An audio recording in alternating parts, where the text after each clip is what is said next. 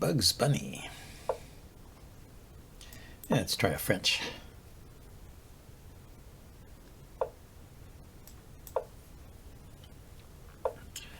He plays the advanced variation.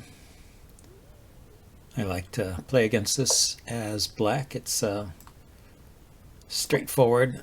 Just develop your pieces with putting pressure on this pawn here. And, oh, a knight there.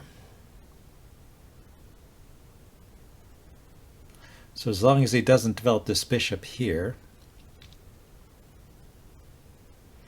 then I can't, well, there's nothing to be gained by taking.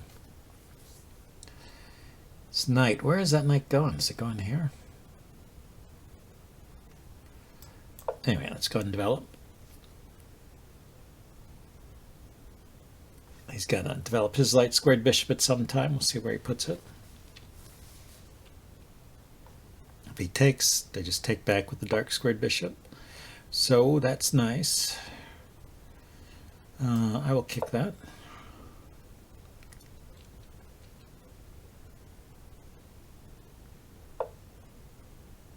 Really? So I guess because the rook is here, there's a pin. The rook doesn't have to stay here, though. I don't know. Maybe I should have put it on the C file.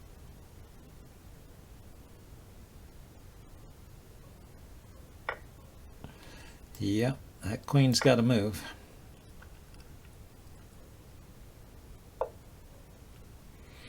Okay. Develop the knight. More pressure on this pawn.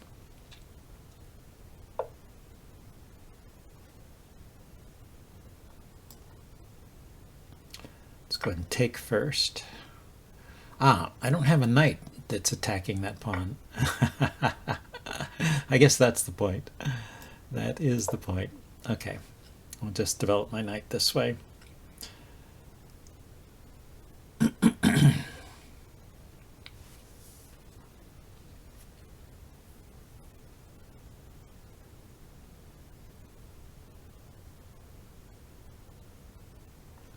So this bishop is looking at this knight.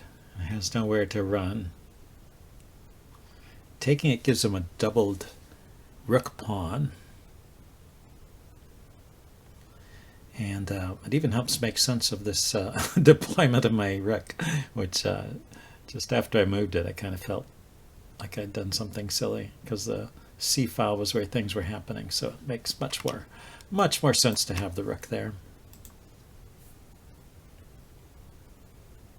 But anyway, the doubled rook pawn, yeah, is pretty bad formation for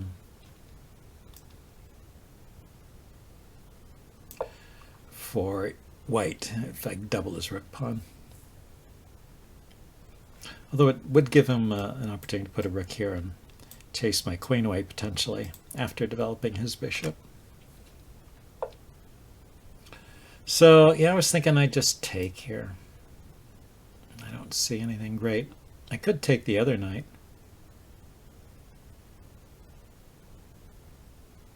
Yeah, taking this knight. I like this better.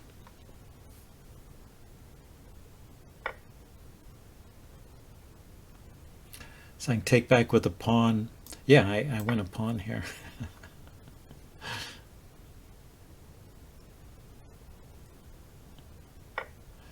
And this pawn is potentially weak.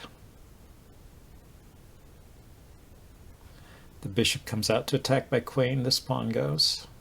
And I'm going to get castled soon. I have to take care of this diagonal.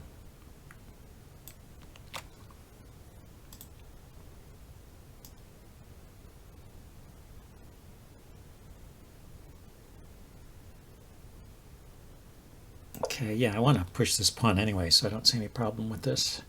And actually, the rook on the b file kind of makes sense now. Yep.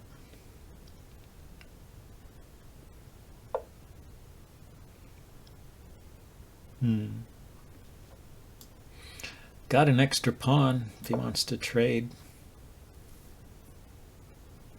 It's a good end game for me. The main thing is I don't want his queen to get on this diagonal and prevent me from castling. Like, this pawn is hanging too.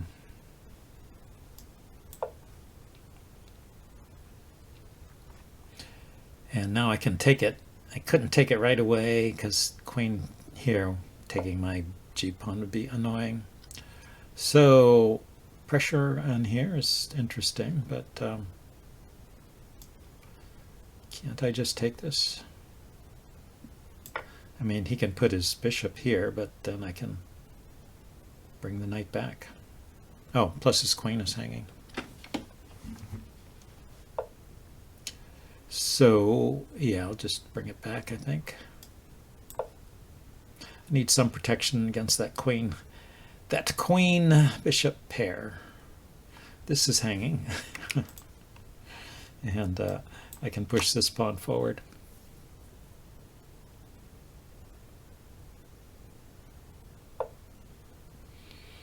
He can push this pawn forward. True. Well, what to do? Kick the bishop first, then take the pawn.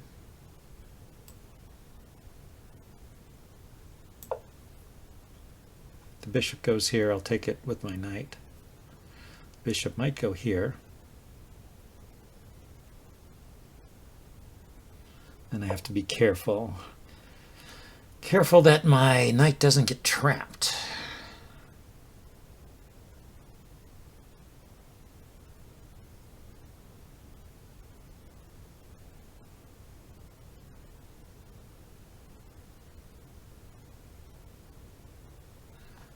Yeah. I do want to take that pawn, but maybe it's not good. So if I push this pawn forward, and he pushes this pawn forward, I could move my knight here. He takes, he gets a pawn back.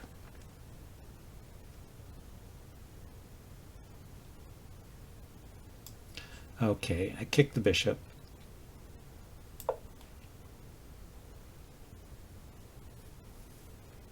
And then that gives a square for my knight here. And I can go like this, maybe.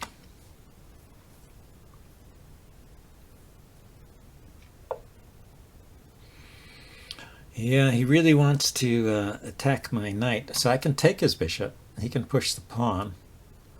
And then he can take my knight. Seems fair. I take, he pushes, I step up with the king. He takes, I take back, and got a nice row of pawns here in front of my king.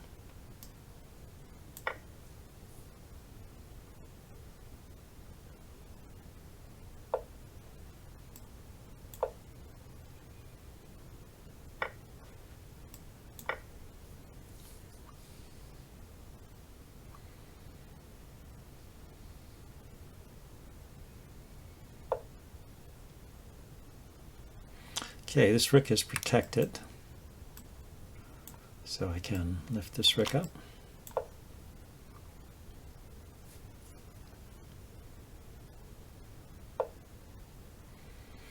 This pawn is not protected, so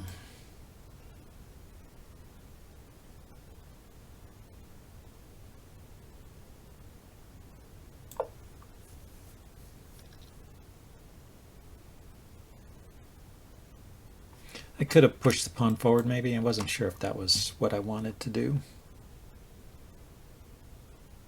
Could have taken here too. But then he's going to put his rook here.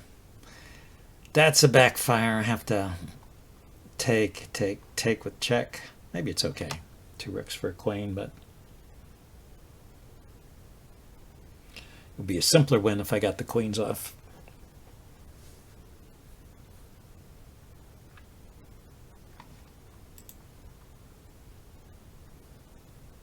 He left the game. Well, I will declare a win at this point. I've got, how many? He's got 1, 2, 3, 4 pawns, and I have 1, 2, 3, 4, 5, 6, 7. Yeah, I'm 3 pawns up. That is a winning margin. Unless he has some immediate tactic that's not evident. I mean, he hasn't developed his rooks, so there is no tactic here. So I will claim the win. I'll ask the computer to evaluate this position too, because I'm curious just to see. -8, how bad it is. He wants to give up the queen for the rook, or trade queens, or retreat. Any of those would be fine. Yeah, it was just a bad position. Let's get back. Maybe we can play a rapid game now.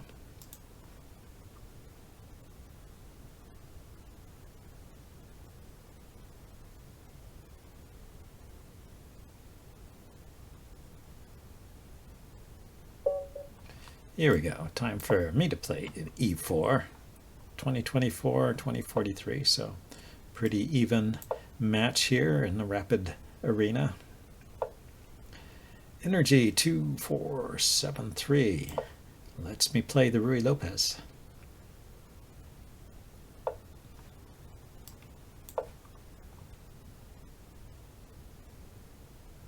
Which I enjoy playing, so I appreciate that. This is the main line, yeah, kicking the knight, the bishop first for this pawn move is called the Morphy defense, and then bringing the knight here, attacking the pawn, which white defends indirectly with the threat of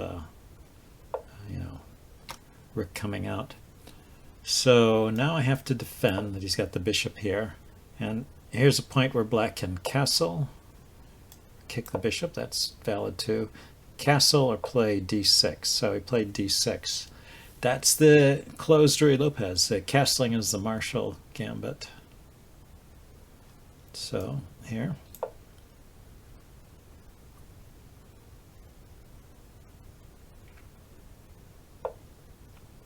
And here. This is all main line still. Main line closed Ruy Lopez. And then the Chigorin variation.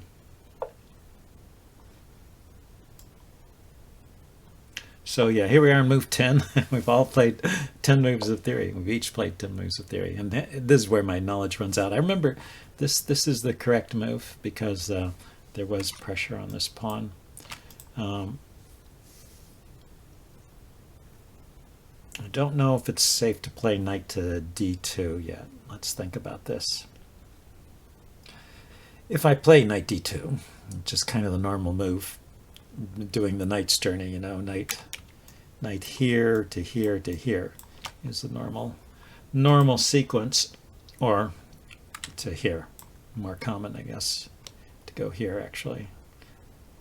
Either way, it's looking at this square, but when the knight goes to d2, there's one less defender of the d4 square, so you always have to check if he can take there.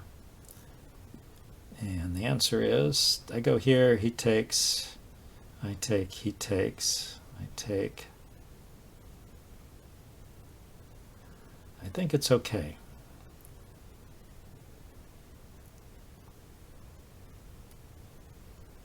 I have to take with the knight at the end. So I'll have a knight here, I'll have a pawn here. Let's see, this pawn will be gone, this pawn will be gone. These two will be gone. The pawn here will still be here facing this pawn. So unless there's a tactic there, that seems like a fine position for white still.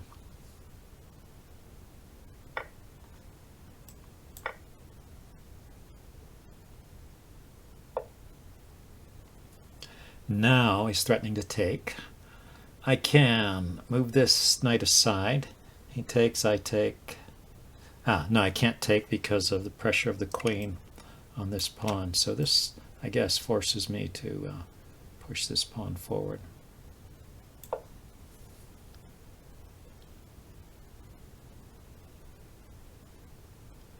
may have been correct to push the pawn forward earlier.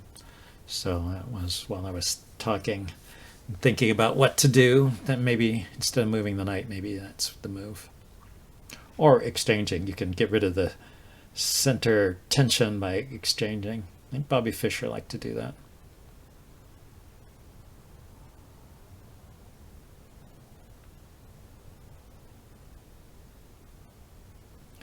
Now the question is, what do I do if he goes knight to b4? It hits this bishop. I don't want to give it up. I could move the bishop out here, but that's sort of in the way of the queen. Maybe move the bishop back here, and I mean I want to bring the queen out to harass this. Yeah, I did that right away.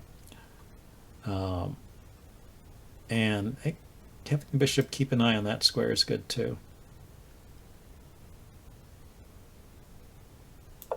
So I'm going to probably follow up with a3 or queen b3 to try and kick that knight away. So he defended the knight. Is he thinking he can play some sort of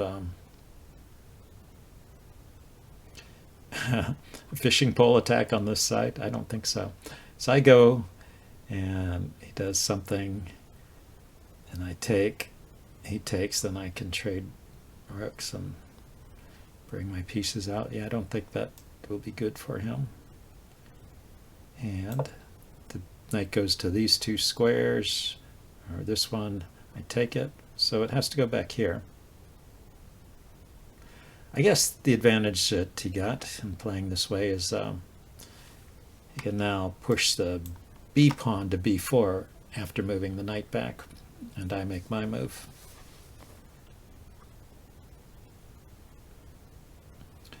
And this knight is it's out of play back here, but it can come into c5.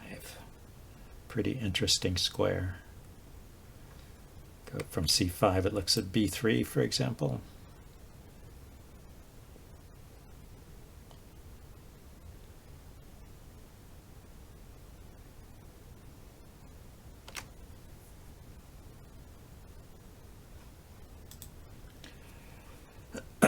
So, should I play b4 to prevent that? If I play b4, he takes, I take, he takes, take the rook. So I can actually play b4. It's a feasible move. If I just move the knight and he goes here, my queen is still guarding this square. Yeah, let's continue with what I think is the normal development. Let him have this square and just keep an eye on those squares that the knight is attacking. Here, here, here, and here. I'll have a bishop and a knight guarding this square, and he'll have two knights attacking. And a rook. Bishop, rook, and knight defending, two knights attacking. So he goes that way. That allows the knight to stick on this square, right? Interesting. Okay.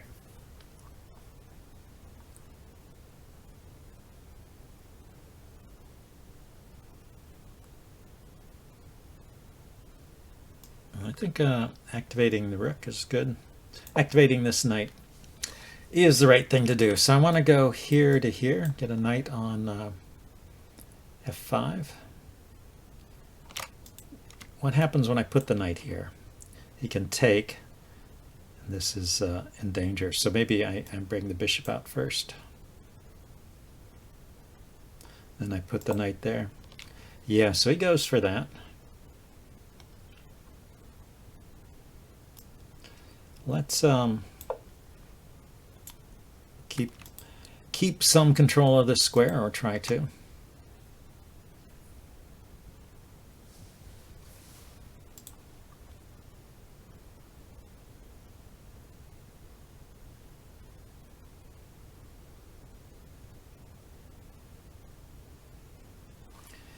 Let's see, I could put this bishop here. And he can't take here because it's still defended by bishop and knight. And then maybe I'll just take this knight. And it also gives me a square for my rook. Gives him an advanced pawn if I take the knight. I mean, the other place I could put my bishop is here. And if he kicks it, I have to run, but I then could run back to here. And if he doesn't kick it, then I could go here. Then he kicks. And I take and get my knight here.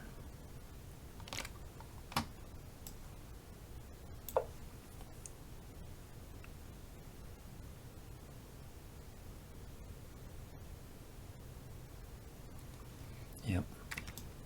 Very important to develop that dark squared bishop, I think, in time to get a rook to the c file. Yeah, he's piling up on the c file too. So let's get an extra defender over here.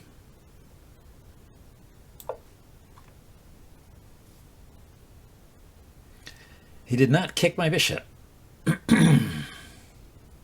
So if he doesn't kick it in this square and doesn't make another move I have to respond to, then my move is knight to h4. From there it goes to f5.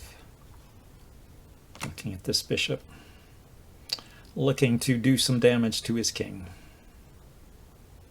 while keeping my center secure. Trade off the knight and bring my queen out as a possibility. So yeah, so he stops that plan.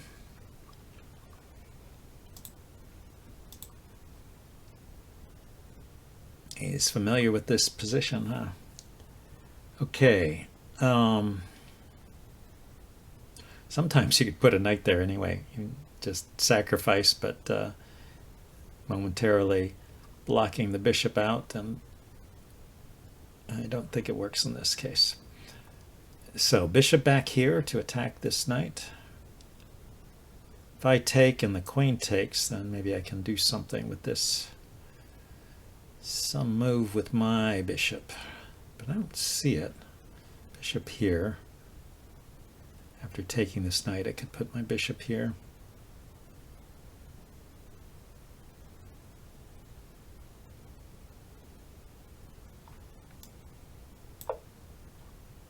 But I don't have another idea. Maybe instead of taking right away, I'll move the bishop out of the way first.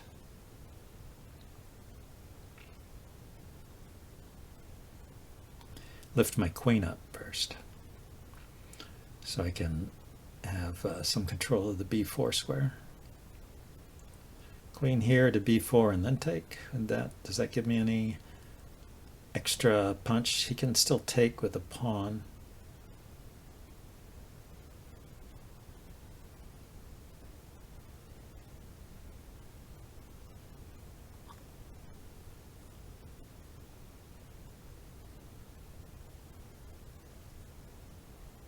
Well, the other advantage of lifting the queen. Ooh. The other advantage of lifting the queen is that it connects the rooks. If I lift the queen, his knight can move with the tempo. If I lift it to this square, which I was thinking of because it keeps an eye on b4. So queen here, knight here. His queen is hanging, my queen is hanging. I take the queen. He takes the queen. I take back. So actually, that wins a piece for me because my queen is defended by the knight. And his is not defended by anything.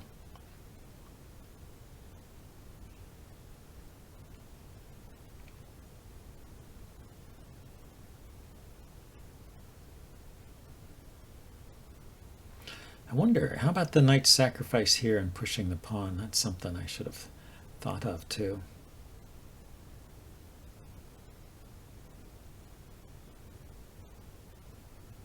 Or knight sacrifice, pawn takes, then maybe I can take here in some cases. It's defended by, oh, the bishop's not defending anymore, so it's only defended by queen and rook. And pawn, so knight takes, pawn takes. Okay, he defended his queen, so that this is now a real threat. Knight here even.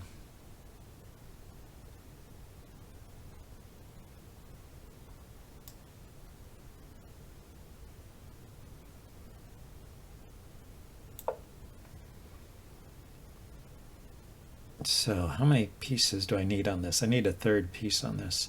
Maybe dropping the bishop back. Then I could take here, pawn takes, and then take here.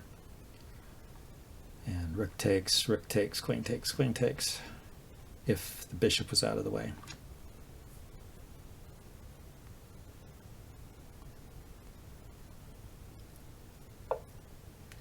Okay, so he dropped back with the queen, but that means this is under-defended, right? Knight takes pawn, pawn takes, and bishop takes here. Okay, he could double with the queen. But this rook is defended by a bishop as well as a rook, so that is not good. So I think I can just take here, and I'm going to do it. If it doesn't work, then I'll be sorry.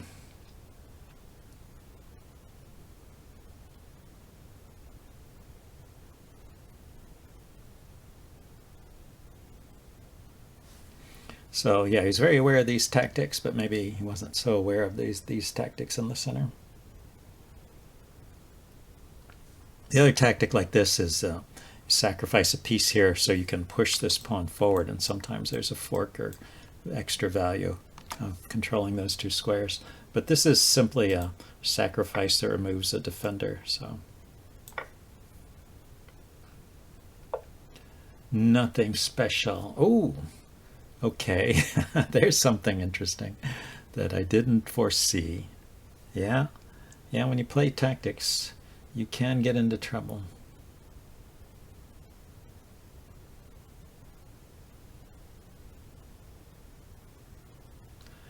You can get into trouble when you play tactically. Is there any way I can attack his queen? Okay, I can put the bishop here. He takes my queen. I take his bishop.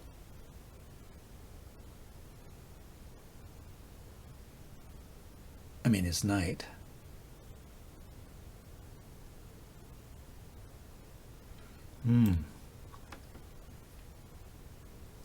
Yeah, his queen is on a light square, so I can't really attack it. Take this bishop. His rook is here. He can take this bishop, but he'll take my queen. Then I can move my bishop.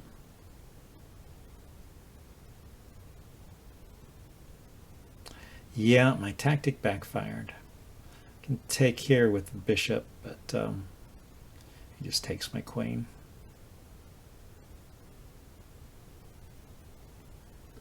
And the thing is, I can't even give up a piece. I have to lose the whole queen because the queen has no squares to run to. It's this is covered, this is covered, this is covered. So unless I can find a move here, I'm going to resign, I think. I'm not going to play a queen down. But I did want to look.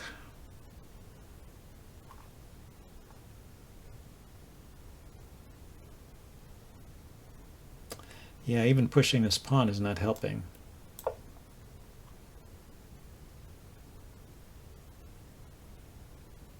All this is doing is making space for my queen if he doesn't take it.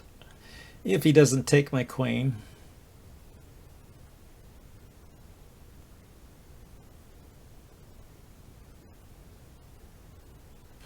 I'll be able to move it here. Yeah, but he just takes it. And then after I take here, he moves his knight somewhere.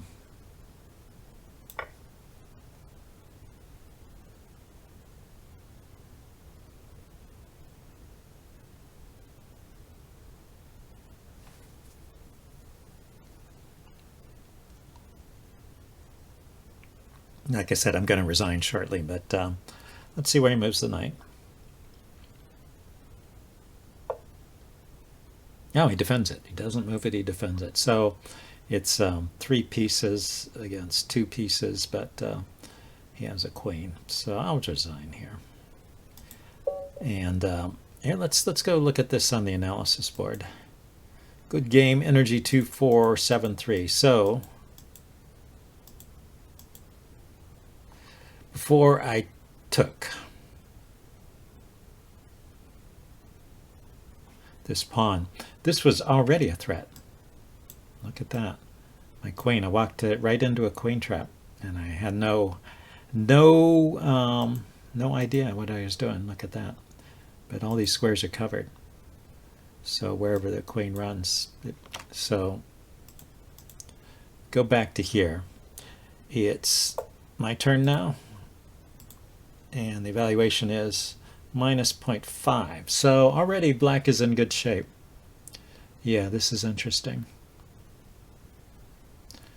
Guess it's letting him have this good knight here has not worked out to my advantage. I wonder, going back to say move 10 or so. Okay, advantage for white. So that deployment of the knight was okay, the exchange was okay. Closing, I thought that was almost forced. So here it says I should play a3 and leave the tension in the center. Now this is, let's check this line. a3 or knight. Okay. Yeah, a3, I think that's pretty dubious because it gives up this pawn. But, well, I didn't like the knight move so much because, yeah, he just pushes here. And what do I do? At least I can develop my bishop. That's good. That's pretty cool. Yeah, I get to deploy this bishop outside, and then I'm in good shape. So that's a nice trick. Get to this position where this pawn is under fire. You're still okay, but knight b3 to allow the bishop to come out, and then you can kick it back. Interesting. So from here, then I go downhill, right? This is, well, now it's even.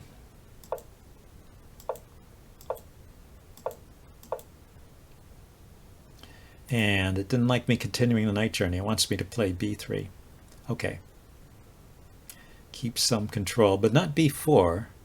It doesn't want me to play b4, just b3.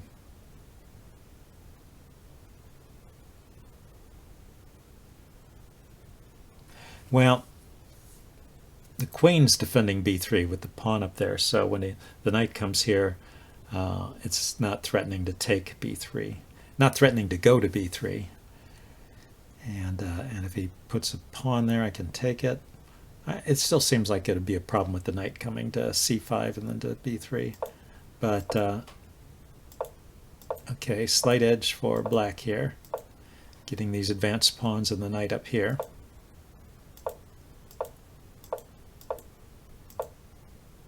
And there, the queen left was wrong. So, yeah, I would still say this is all even. And then this move was the one move that that started me on the wrong path. So develop the bishop first. Open up this diagonal. Allow him to trade. Yeah, I'm so accustomed to holding on to these Spanish bishops. They're such powerful pieces. But, okay, dropping this bishop back here, maybe with the idea of deploying it here. Couple of ideas, but still already slightly worse.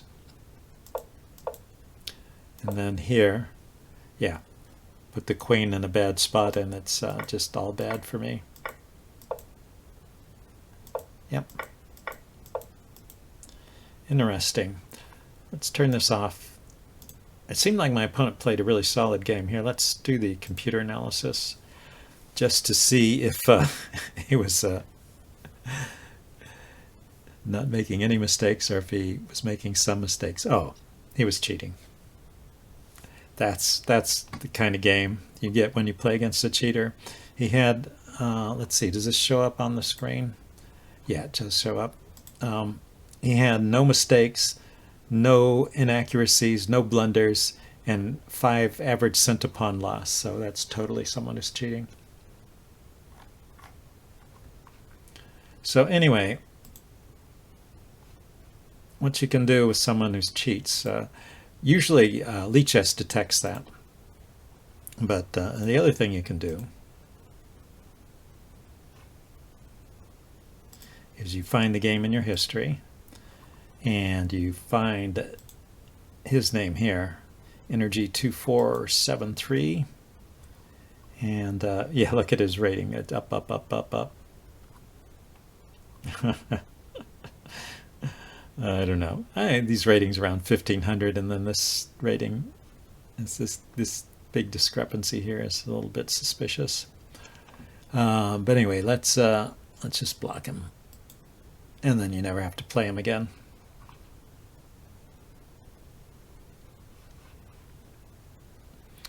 Okay, well, that's it for this video. I hope you guys found that entertaining anyway. That's what perfect play looks like if you want to watch that second game again. And I'll see you next time. Bye now.